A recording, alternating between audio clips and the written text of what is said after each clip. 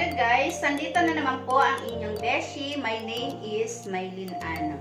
Gustong-gusto mong magluto. Gustong-gusto mo rin ipagluto ang iyong pamilya, ang iyong mga kaibigan. Subalit nahihirapan ka, hindi mo alam ang una mong gagawin. Nalilito ka kung ano ang iyong uumpisahan. Kung bago ka pa lang sa aking channel, please subscribe Maylin Ana Vlog. At syempre, huwag mo lang kalimutan na pindutin ang notification bell upang palagi ka pong update sa susunod kong mga video. Meron akong gustong i-share sa inyo, syempre, dahil gusto mo nga magluto ng isang putahe na talagang suwak na suwak at talagang magugustuhan ng iyong mga kaibigan, ng iyong pamilya, katulad ng aking mga anak, ng aking asawa, at ganoon din ng aking buong pamilya. Gustong-gusto nila ang aking putahe. Syempre, ang putaheng ito, sariling version ko to. So, gusto ko pong i-share sa inyo kung paano magluto ng pork igado. Ang pork igado ay syempre ito po ay nagmula sa atay ng baboy. Kaya nga po pork igado. So, gusto ko pong ituro sa inyo ito. Kasi ang pork igado ay hindi naman po talaga napakahirap iluto. At napakaganda po na meron po tayong alam. Dahil ang pagluluto po ay madalas po natin ginagawa. Ito po ay ating kailangan sa araw-araw. Kailangan tayo po talaga ay marunong. At ito po ay magagamit po natin. Hindi lamang po sa ating sarili, sa ating bahay. Pwede tayong mag-umpisa ng isang negosyo na nagmumula lamang sa iyong kaalaman, sa iyong pagluluto. So, umpisahan natin kung paano magluto ng pork igado. Okay guys, ipapakita ko sa inyo yung tatlong uri po ng karne ng baboy na gagamitin natin sa pork igado. Meron po tayong atay ng baboy. Ito yung atay ng baboy or liver po. Ito naman po yung bato ng baboy or yung kidney. Yan po. Kidney stone. Tapos ito naman po yung laman po ng baboy or pwede naman pong gamitin yung pig-i ng baboy or liempo. Pwede po siya sa pork igado. Tandaan po natin ang paghiwa po ng pork igado hindi po katulad ng menudo. Ang menudo po kasi pa-cube. Ang pork igado po ay pahaba po ang hiwa. Okay po, igagayak po natin yung gagamitin po natin sa pork igado na aking iluluto. Unang-una maghihiwa po ako ng bawang. Ayan. Ayan po.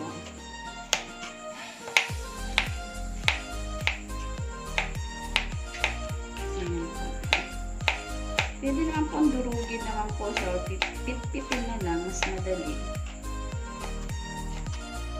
Pero ako, hinihiwain naman po ng maliliit, ng maninipis. Ganun din po sa sibuyas.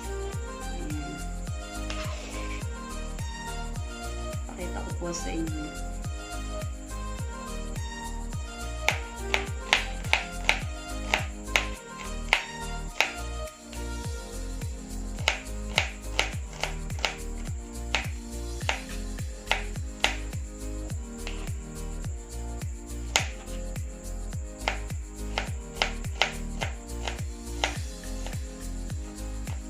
Sa inyo po, ayan, kung gusto nyo po ng mas marami pong sibuyas or bawang.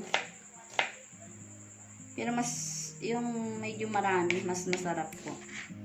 Ay, ganyan lang po guys. Then yung paghiwa po natin ng atay at ng bato ng baboy, papakita ko yun po sa inyo kung paano. Okay, hiwain na po natin yung atay po. Ito po yung atay, ito po yung bato. Okay. Igilid po muna natin yan. Mas maganda sana guys kung itong ating atay at ito po ay nailaga na bago po hiwain.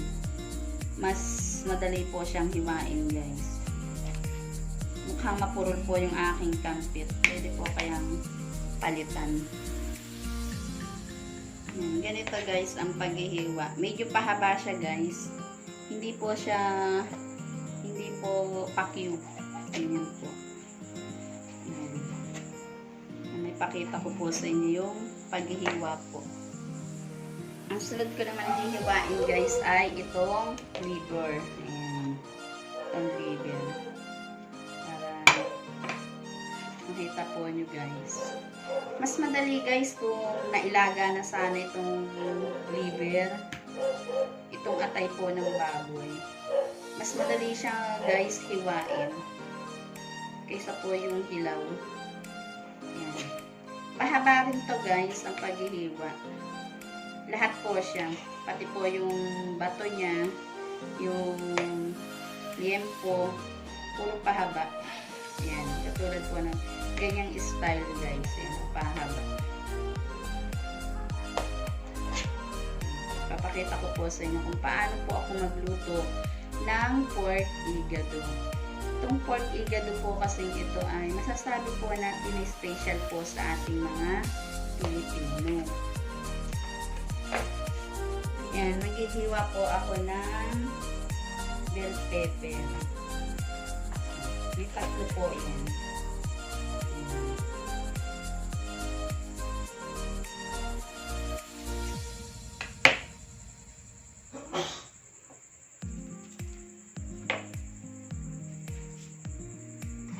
Gagamit ako ng green at red na bell pepper guys. Pahaba rin guys yung paghihiwa ng ganito guys. Pahaba din. Para lahat po siya pahaba. Gamitin po natin sa pork igado. Yung pork igado po, lagi po natin tatandaan, hindi po dapat mawawala ang atay. Kaya nga po igado. Maghihiwa tayo guys na. Lalagyan natin guys ng carrots. Natural, pahaba din guys ang paghihiwa po natin ng carrots. Puro lahat guys pahaba.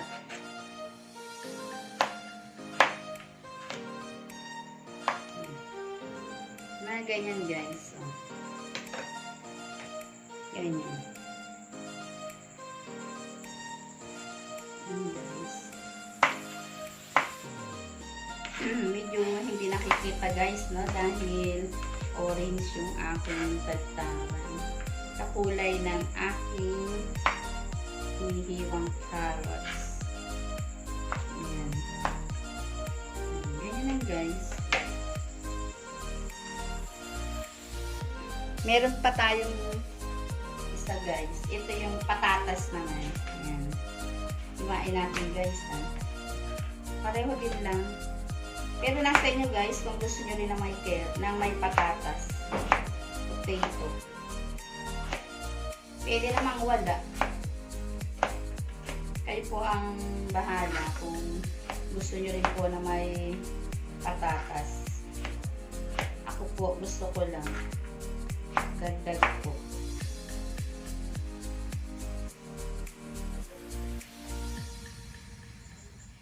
Okay guys, naigayak na natin yung mga ingredients po ng ating pork igado. Ito po yung laman po ng baboy. Ito, may carrots po tayo, may patatas, may green bell pepper, may red. Ito po yung bato ng baboy. Ito po yung atay, bawang. Ito naman yung sibuyas. Siyempre. May laurel din tayo guys. Ayan yung laurel. Then, may patis, paminta, or magic sarap, or nor pork. Siyempre, baboy naman yung ating igado. Kaya, nor pork din po ang gamitin natin. May asin. Gumagamit din ako guys ng cornstarch para po sa pampalapot. So, ayan. Yan lang po yung gagamitin ko para po sa aking pork igado. Sana guys magustuhan nyo itong aking iluluto. At sana ay panoorin niyo po para makita niyo po kung paano ko po iluto ang pork igado na special po para sa akin. Kasi paborito po ito ng aking pamilya, lalong-lalo na ang aking mga anak. Okay guys, tingnan natin kung mainit na yung ating lutuan. Ayan. Ang iluluto natin ngayon ay ang pork igado.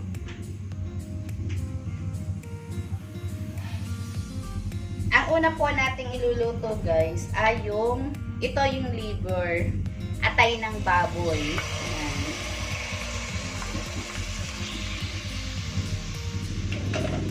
Una natin siyang iluluto para hindi siya mag-overcook. Ayan. Kailangan yung pagluluto natin guys ay yung lalabas yung sarili niyang katas. Tapos, after nun, isasalin naman natin siya sa isang lalagyan. Ayan. Ang pork igado po ay hindi po dapat talaga nawawala ang atay. Kaya nga po igado kasi mula nga po ito sa atay or liver.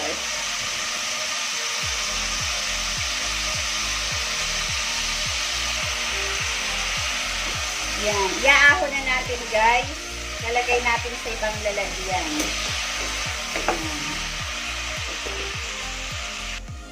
Yan. Naisalin na natin guys yung niluto na liver. Ngayon guys, lalagyan ulit natin siya ng oil. Yan. Lalagay na natin guys yung oil. Ayan yung oil.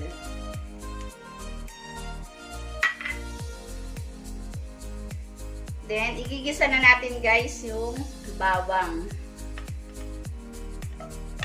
Pwede naman sa iba, inuuna nilang sibuyas. Para hindi raw masyadong masunog ang bawang. Yan. Isasabay ko na guys to. Ito, onion or sibuyas. Yan.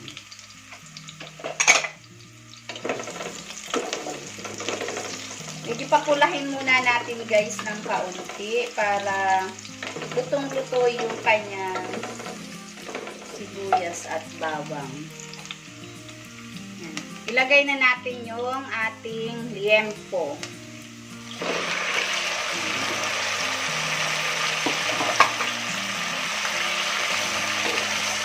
Pakulahin muna natin ito guys.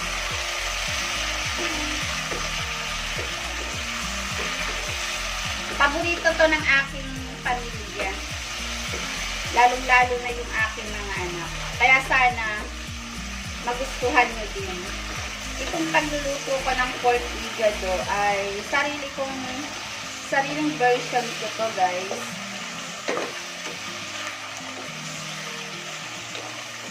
Saktong-sakto to sa panlasa ng mga Pilipino. Ang pork igado ay talagang hindi po nawawala sa kahit saang handaan. Yung handaan na halimbawa, piyesta, Pasko, may birthday, may binyag. Ang pork igado po ay hindi po talaga nawawala.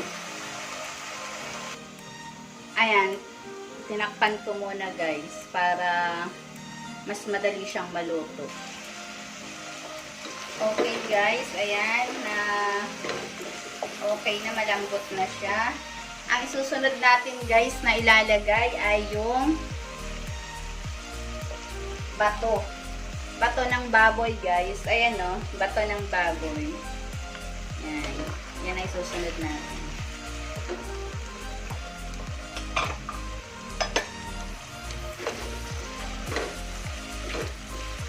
Kailangan maluto rin siya guys. Lagyan natin guys siya ng toyo, soy sauce.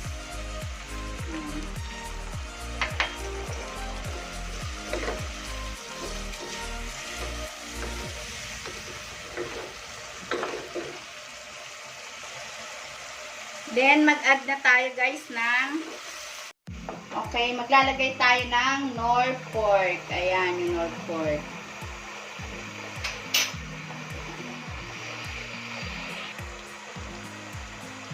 Lalagay ko na po yung carrot.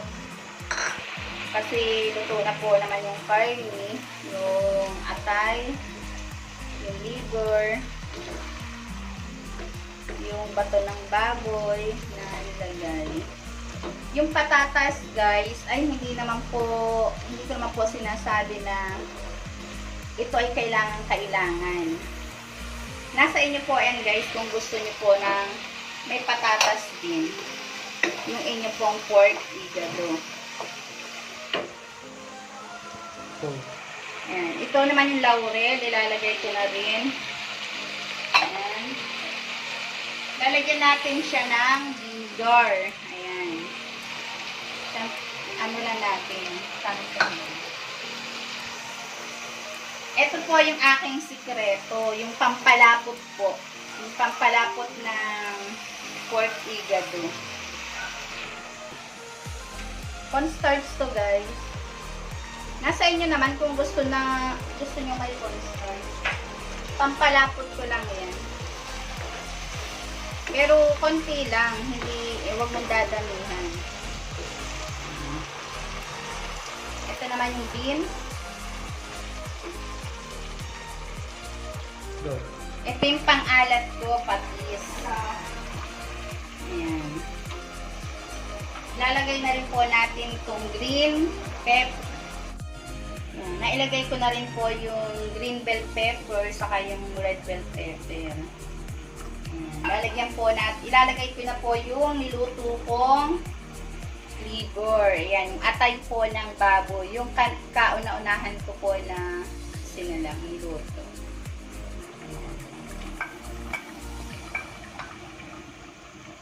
Ayan.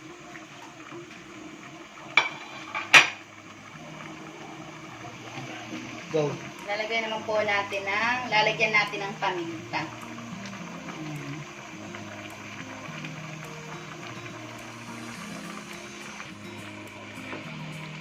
Okay, guys, takpan po muna natin mga 3 minutes.